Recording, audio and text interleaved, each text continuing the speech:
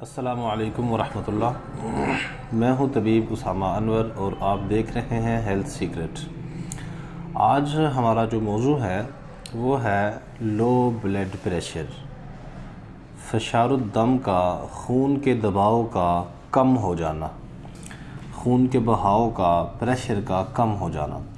अमूमी तौर पे आपने ज़्यादातर लोगों को, बड़ी उम्र के लोगों को देखा होगा कि उनका ब्लड प्रेशर ज़्यादा हो जाता है, हाई हो जाता है। लेकिन आजकल जवान, बिलखुसूस जवान, यंग मैन, जवान बच्चे और बच्चियां, नौजवानों में ब्लड प्रेशर लो होने की बहुत सी अलामतें पाई जाती हैं। ऐसे बच्चे और बच्चियां बहुत ज़्यादा तादाद में हैं जिनका बीपी आजकल कम हो रहा है।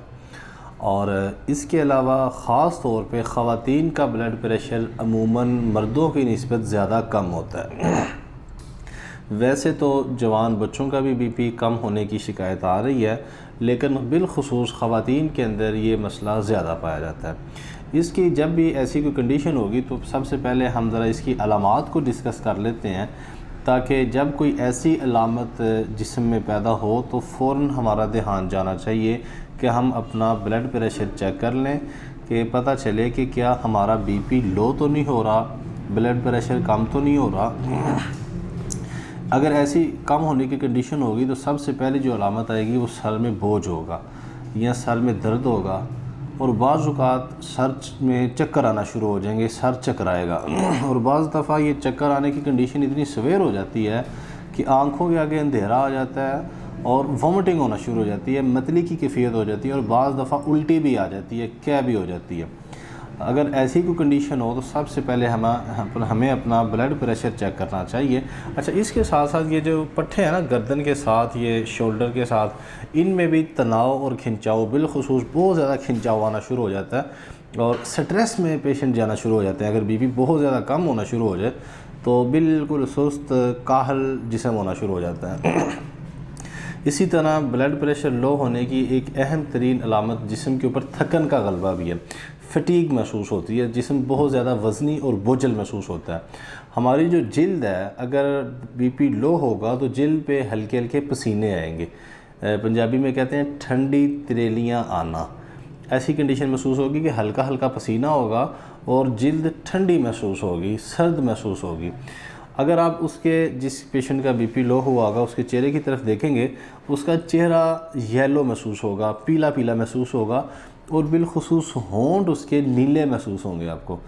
जिसका बीपी लो होगा, होंठ नीले और चेहरा उसका पीले रंग में महसूस होगा, जैसे बिल्कुल खून इसमें से निचोड़ा जा चुका है। ऐसे ही पेशेंट लंबे लंबे और गहरे गहरे सांस बार बार लेगा, क्योंकि ऐसे पेशेंट में जिसका बीपी कम होता है अमूमी तौर पे डिहाइड्रेशन हो जाती है, ऑक्सीजन की और पानी की कमी भी हो जाती है। ऑक्सीजन की कमी को पूरा करने के लिए वो बहुत ज़्यादा लंबे लंबे और गहरे गहरे सांस तेज़ी से ले रहा होता है, बार बार सांस ले रहा होता है। तो इसके अलावा अगर बीपी ज़्यादा कम हो जाए तो इसका इफ़ेक्ट हमारे ब्रेन पे भी पड़ सकता है, और बहुत ज़्यादा बीपी कम होने की वजह से मरीज़ बेहोशी की कंडीशन में भी जा सकता है, यानी हवास भी मुअत्तल हो सकते हैं, बिल्कुल होश व हवास ख़त्म भी हो सकते हैं। अभी हम बात करेंगे इसके असबाब पे, इसकी वजूहात पे, कि इसकी कॉजेज़ क्या हैं। सबसे पहले मैंने शुरू में एक बात की थी कि ब्लड प्रेशर का कम होने का जो मसला है ये अमूमी तौर पे औरतों में ज़्यादा होता है। तो अगर किसी भी औरत को हमल होगा, प्रेगनेंसी होगी, तो इसकी वजह से भी ब्लड प्रेशर कम हो जाएगा। इसके अलावा औरतों के अंदर एक कुदरती साइकिल होता है, ये मंथली जो साइकिल चलता है, इसकी वजह से भी बीपी कम हो जाता है। क्योंकि अगर ब्लीडिंग ज़्यादा हो जाए, ज़रूरत से ज़्यादा हो, हद से ज़्यादा हो, तो इसकी वजह से खून की कमी होने से भी बीपी कम हो जाता है। ब्लड प्रेशर का जो दबाव है, ब्लड प्रेशर कम होना शुरू हो जाता है। शुगर कम हो जाए अचानक, अगर शुगर बहुत ज़्यादा लो हो जाए, ब्लड शुगर का जो लेवल है उसकी वजह से भी ब्लड प्रेशर लो होना शुरू हो जाता है। दिल के अमराज, बाज़ औक़ात बाईपास की वजह से या हार्ट के जो मसल्स हैं उनके सिकुड़ जाने की वजह से या सर्जरी की वजह से बीपी बहुत ज़्यादा कम होना शुरू हो जाता है। इसी तरह अगर अचानक कोई एक्सीडेंट हो जाए, खून बहुत ज़्यादा निकल जाए, खून जिस्म से ज़ाया हो जाए, ब्लीडिंग हो जाए, खून का बह जाना, इसकी वजह से भी ब्लड प्रेशर बहुत ज़्यादा कम होना शुरू हो जाता है। अगर हम ऐसी कुछ अद्वियात इस्तेमाल करें जो कि पेशाब आवर अद्वियात हों, हमारे गुर्दों के ऊपर इफ़ेक्ट करती हैं, बहुत ज़्यादा हमारे जिस्म से नमकियात का अखराज होगा, तो भी ब्लड प्रेशर कम होना शुरू हो जाएगा।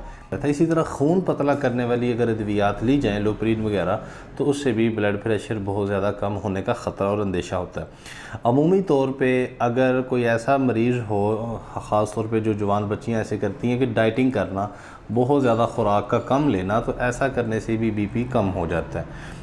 ग़िज़ाई किल्लत की वजह से, पानी की कमी की वजह से, डिहाइड्रेशन की वजह से भी ब्लड प्रेशर कम होना शुरू हो जाता है। या ऐसे लोग जो कि बहुत ज़्यादा काम करते हैं, बहुत ज़्यादा मज़दूरी करते हैं, मेहनत करते हैं, हार्ड वर्कर हैं, उनके जिस्म से नमकियात के बहुत ज़्यादा इखराज की वजह से भी खून का दबाव और बहाव कम होना शुरू हो जाता है। तो अगर ऐसी कोई कंडीशन हो जाए, सबसे पहले याद ये रखना चाहिए कि हमें उस रीज़न को दूर करना चाहिए। उसकी जो वजह है बीपी के कम होने की, उसे मद्देनज़र रखते हुए हमने ट्रीटमेंट करना है, उसे मद्देनज़र रखते हुए इलाज पे फोकस करना चाहिए। अच्छा, एक बात याद रखें कि खून की कमी की वजह से भी अमूमी तौर पे ब्लड प्रेशर बहुत ज़्यादा कम होना शुरू हो जाता है।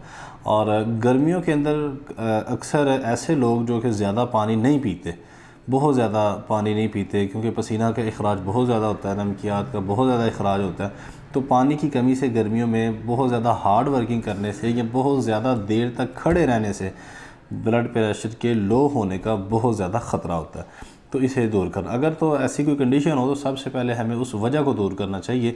जैसा कि अगर खून की कमी की वजह से हो रहा है तो खून की कमी को पूरा किया जाए।